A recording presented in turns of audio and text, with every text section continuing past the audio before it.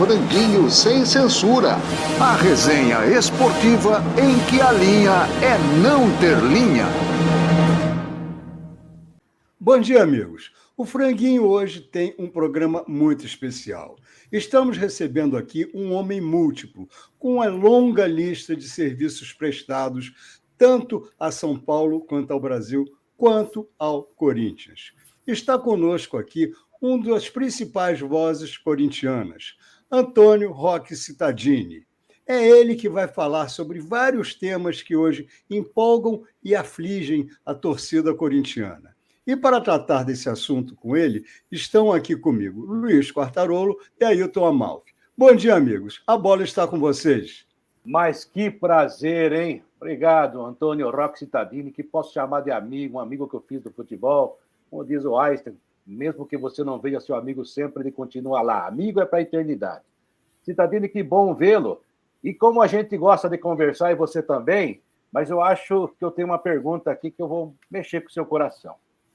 Cittadini, vocês votaram nos Trapalhões para dirigir o Corinthians? É uma por dia? O que está acontecendo lá? Eu acho que o Corinthians é grande demais para passar pelas vergonhas que tem passado nesse primeiro mês de 24. Né? Não sei como é que está analisando. Você sempre foi uma oposição, quando foi oposição, proativa e ativa, para ajudar. Mas agora você vai ter que ser uma oposição forte. Obrigado por estar conosco e por atender nosso convite, Cittadini. Bom dia a todos. Satisfação estar com todos vocês aí nesse programa. Bom, o Quartarolo, você sabe que eu, durante toda a campanha, dizia, olha, uma situação que está ruim pode ficar pior. Essa ideia de que toda situação ruim sempre vem uma solução boa não é verdade. Nós sabemos que, diante de uma situação ruim, pode vir uma situação pior ainda.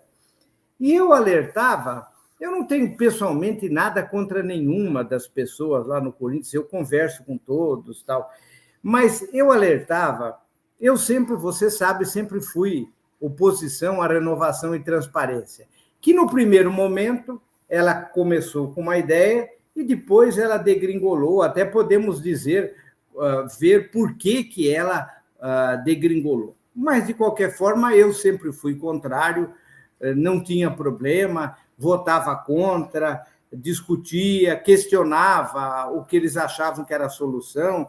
Eles têm lá um mecanismo, um negócio de dividir jogador com empresário, partilhar jogador, ficar dono de 20% e os outros passar para os empresários. Eu dizia, isso não dá certo, isso é coisa para time pequeno, não é para o Corinthians. Bom, mas enfim, isso eles foram. Esse grupo que assumiu aí, Quartarolo, eu conheço bem.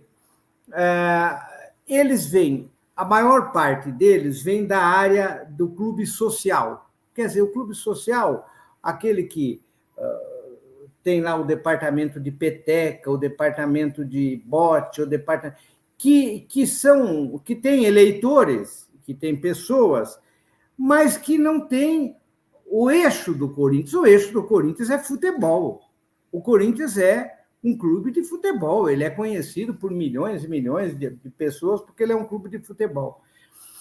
E então uma parte desse pessoal vem dessa área, da área do esporte local lá. E o outro, que ninguém fala muito, eles vêm do esporte recreativo do clube. O clube tem lá uma série de campos e tem um monte de gente, tem uns 20 times que todo fim de semana disputam campeonato, disputam torneio, tal. São sócios, e jogam, todos têm mais de 30 anos, 40, 50, 60, tem gente até com mais de 70 anos lá, e jogam nesses times. Esses times estão lá no clube, eles têm uma massa de sócio e torcedor. Curiosamente, se você for analisar esse pessoal lá, todos eles acham que entendem muito de futebol. Todos eles acham que foram castigados pela vida. Eles eram todos uns rivelinos, eles eram todos um Casagrande, um Sócrates, que não deu certo. Então, eles estão jogando lá amador, mas eles são bons, eles são craque, eles entendem de futebol, eles sabem tudo. E, na verdade, Guardarolo não sabe nada. Bom, mas esse pessoal todo, eles têm lá uns 20 clubes, uns 20 times, juntaram de uma massa grande. E aí apareceram as ideias, nós precisamos tocar o clube assim, tal. E aí aparece uma coisa trágica na eleição do Corinthians, que eu não gosto muito de falar, mas que é verdadeira. Eles montaram um sistema de internet, pegaram uns 20 blogueiros, e você sabe como funciona hoje o blogueiro. Boa parte deles vivem para soltar notícia, não quer saber se isso vai dar certo, se tem pé nem cabeça, nada, tal. E aí pegaram o Augusto, que é uma pessoa que nunca dirigiu nada no clube, ele sempre jogava lá, ele foi um período de, acho que menos de um ano, assessor da categoria de base. Não foi nada mais do que isso, ele não tem menor noção. Mas passaram por uma lavagem de media training, que é uma praga hoje em dia, a media training. A media training, dirigente de futebol e político, devia ser proibido de fazer media training. Porque o que eles fazem? Eles pegam essas empresas, no caso do Augusto, contrataram lá uma empresa, as empresas, que pegam o que o torcedor quer ouvir. Então, o Augusto tem 10 frases. Vamos trabalhar somente com profissionais. Aí o torcedor ouve aquilo e fala, nossa, que coisa maravilhosa. O Corinthians é um grande clube, pode arrumar os maiores contratos. Que maravilha. Nós temos... Então, são 10, 12 frases de efeito que eles treinam e que é o que o cara vem repetindo. O Augusto repete só isso. Se você pegar as 10 frases dele, ele não tem mais o que falar. E as torcidas organizadas se juntaram com o Augusto, e ele juntou torcida organizada, o clube social, etc. Tal. Havia uma insatisfação muito grande, e agora, o que derrota a media training, Guardarolo? A realidade. A realidade derrota a media training. Quer dizer, você tem os problemas do dia a dia, onde aquelas respostas padronizadas que te ensinam, que você fica repetindo no treino lá, aquilo ali não resolve. E aí você... Então, por exemplo, ele disse assim, jogador no Corinthians só virá depois de uma análise técnica. Aí trouxeram um zagueiro lá que está na Europa, um tal de Gustavo, que eu nem sabia direito quem era, eu fui ver. O sujeito não joga. Como é que o cara daqui que faz a avaliação técnica dele, se ele está na reserva lá há 9 meses, ele nem joga. Agora, vamos saber que ele está contundido e precisa muito tempo para ele voltar a poder jogar. Quer dizer, a media training não respondeu a questão dele. Não adianta ele falar, não, eu vou trazer só depois de uma avaliação técnica. Trouxe um jogador que em outras épocas diriam que está bichado, né? Mas que é um jogador que não está em condições de jogar. E depois todos os outros que estão... essas coisas que está acontecendo todo dia. Vem jogador, treina, no dia seguinte é devolvido porque o clube divergiu dele. É isso. E, olha... A realidade é dura e vai ensinar muito, e nós vamos pagar muito, porque eles precisam aprender e eles não sabem. Jamais eu passei o ridículo de ir no vestiário fazer uma preleção. Um dia o Vanderlei, que foi nosso técnico, eu gosto muito, ele falou, não, o senhor tem que falar hoje. Eu falei, Vanderlei, deixa de ser ridículo, Vanderlei. O que eu vou falar para esses jogadores aqui? Vampeta, Ricardinho, tudo. O que eu vou ensinar para eles aqui? Eu vou dar alguma orientação, como é que bate na bola? isso aí. A única coisa que eu tenho que fazer é pagar em dia e cobrar que eles joguem bem, que se dediquem. Eu não tenho outra coisa para falar. Ele falou, não, então o senhor precisa entrar lá para dizer que o senhor está com a equipe. Eu falei, mas vem cá, se eu não estou com a equipe... Bom, no final das coisas, eu fui lá para dizer bom dia. Porque eu não ia falar outra coisa, Quartarolo. Não era, mas todo dirigente acha que ele é um craque de futebol. Ele é um craque de futebol. E aí você já tem outros problemas para resolver, né? Você está falando que nós vamos pagar, e você falou uma coisa interessante, eu também acho, em todo botequim, todo mundo acha que entende de samba e de futebol, e ninguém entende nada.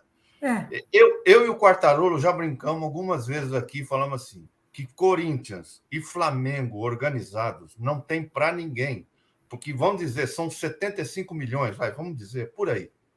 O Flamengo viu a força que tinha. Até o Eurico tinha medo disso. Ele falou, o dia que eles souberem a força que tem, nós estamos ferrados.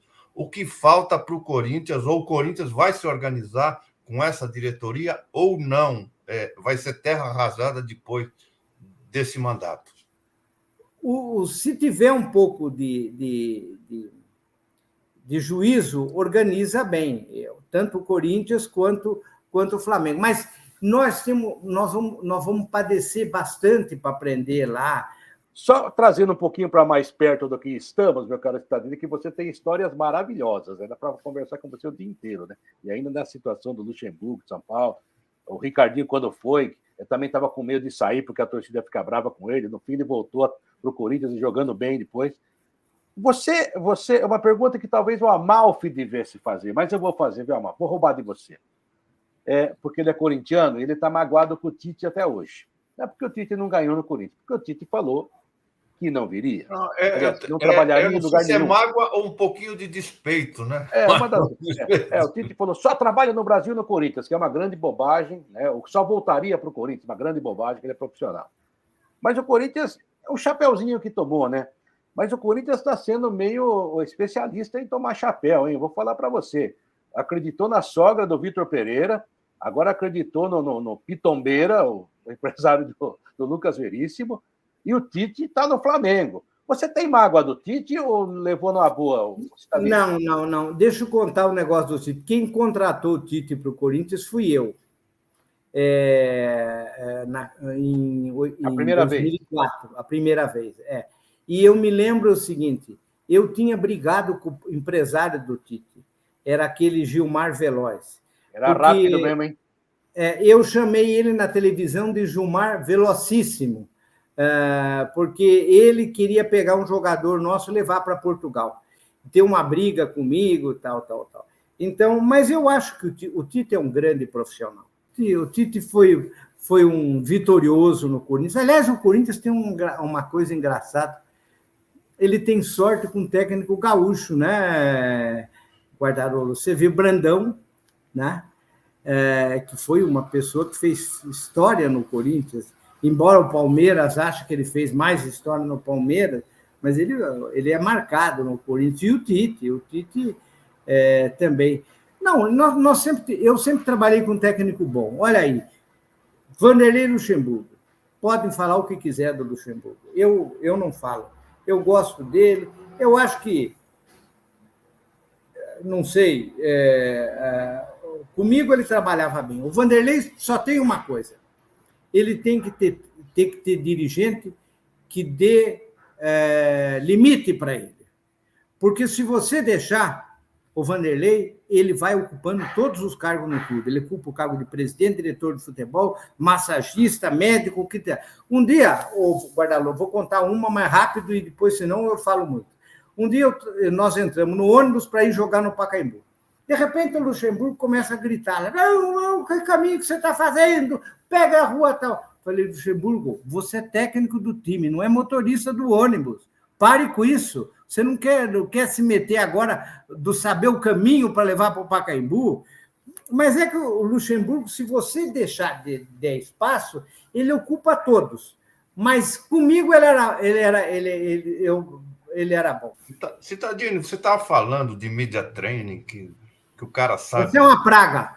Que o cara sabe 10 frases, 20 frases. A gente lembra aqui dos embates em altíssimo nível. Você com o Marco Aurélio, você com o Juvenal.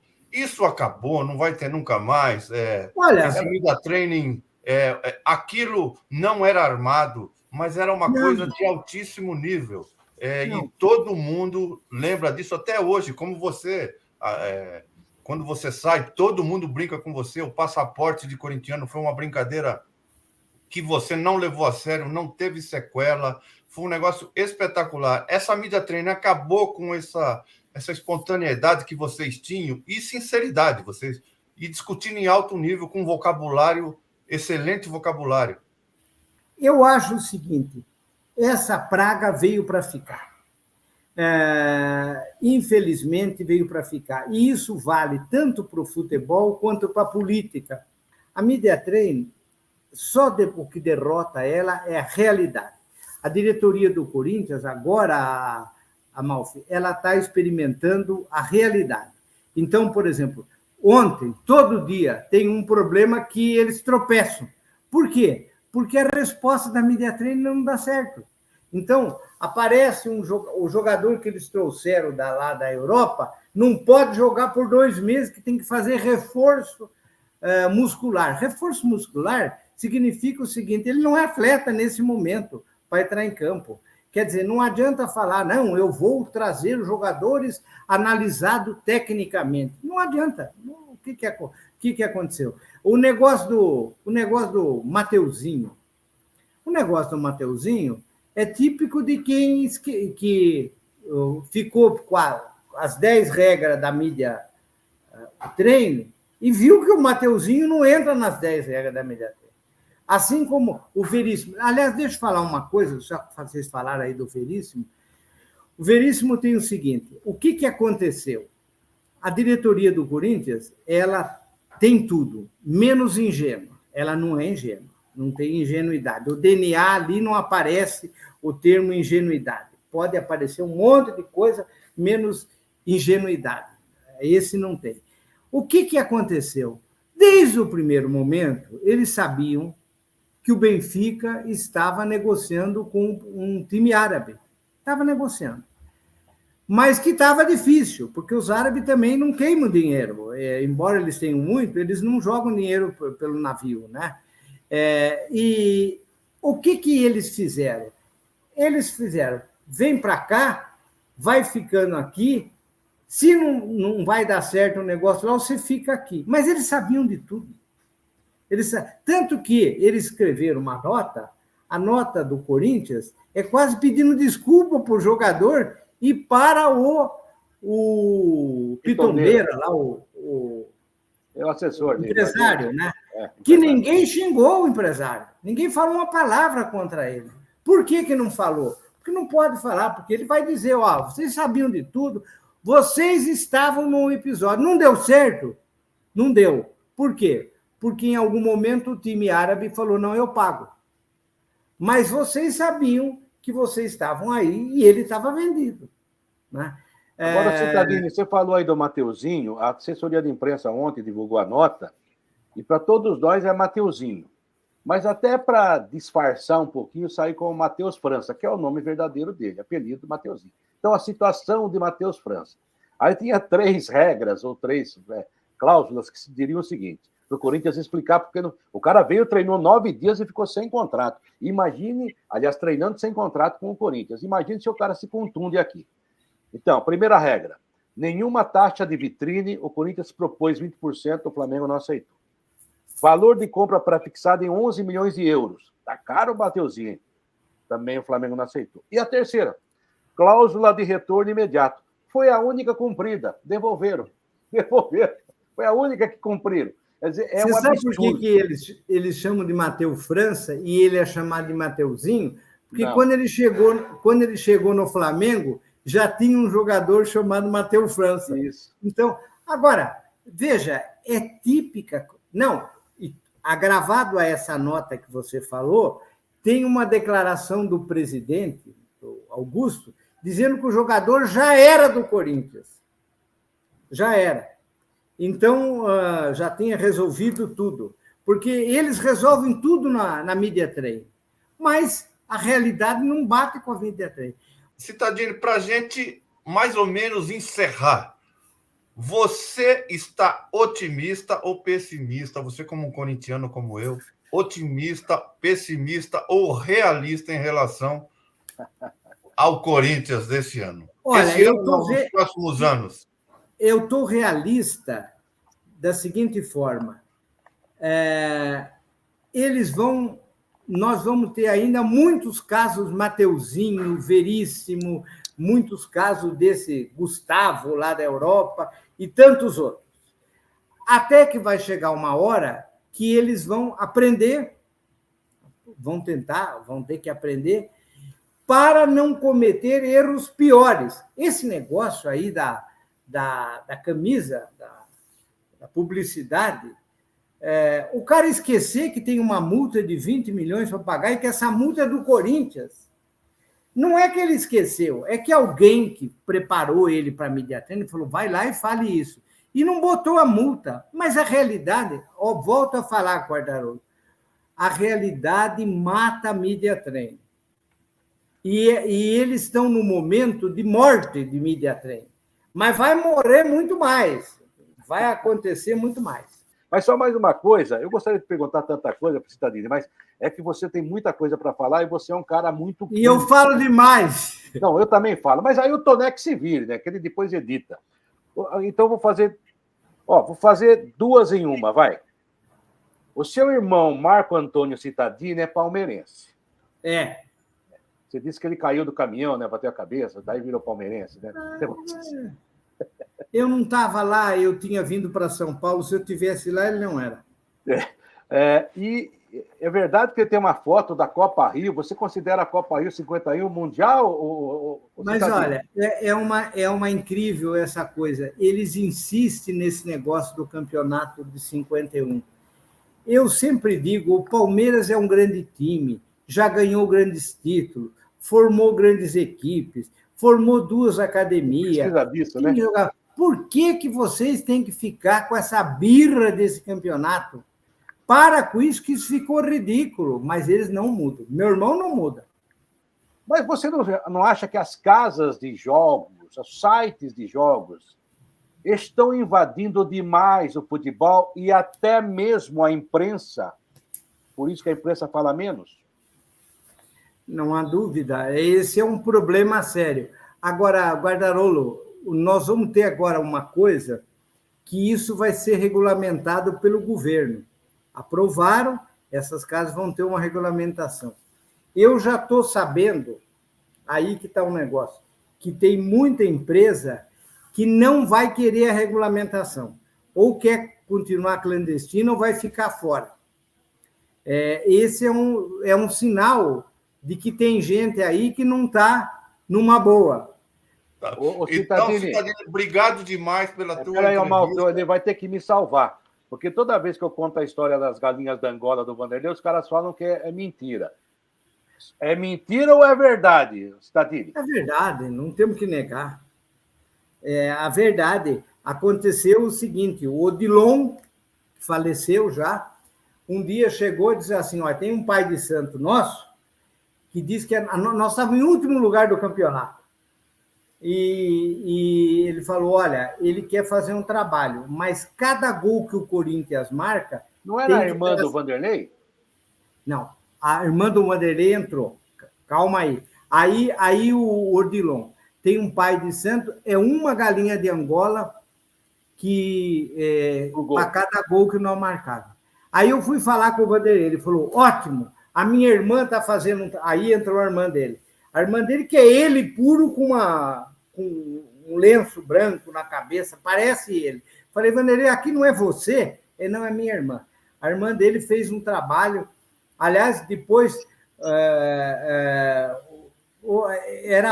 Mas aí nós começamos a marcar gol que nem louco.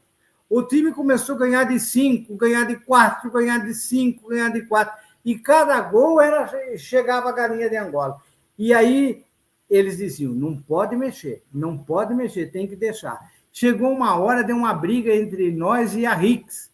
Aí, numa reunião, o Dick Law, lembra do Dick Law, que era diretor da Rix? Ele falou, olha, isso aqui precisa acabar, porque nós somos uma empresa americana, temos um fundo que aplica na Bolsa de Nova York, não cabe essa coisa, esse negócio aqui meio que é quase que folclórico. Eu falei, Dick, faz o seguinte, vocês ficam com o credo de vocês e nós com o nosso. O dia que vocês tiverem 13º andar nos elevadores, que vocês não têm, e parar desta festa de Halloween, então nós paramos com o nosso. Fique com vocês e nós ficamos com o nosso. E as galinhas continuaram lá até morrer. Tá vendo, Amalfi? É verdade. Então é isso, amigos. Mais um programa da série O Franguinho Entrevista. Opiniões fortes de um coração corintiano. Não se pode ignorar a longa história de Antônio Roque Cittadini junto ao Corinthians. Obrigado, Cittadini. Volte sempre, as portas estão abertas. Obrigado também a Amalfi Quartarolo por essa bela entrevista. A gente volta na sexta-feira. E não se esqueçam, deixem seu like, divulguem o Franguinho. O Franguinho existe por vocês e para vocês. Então, sexta-feira, nos vemos de novo. Abraço grande a todos. Franguinho sem censura. A resenha esportiva em que a linha é não ter linha.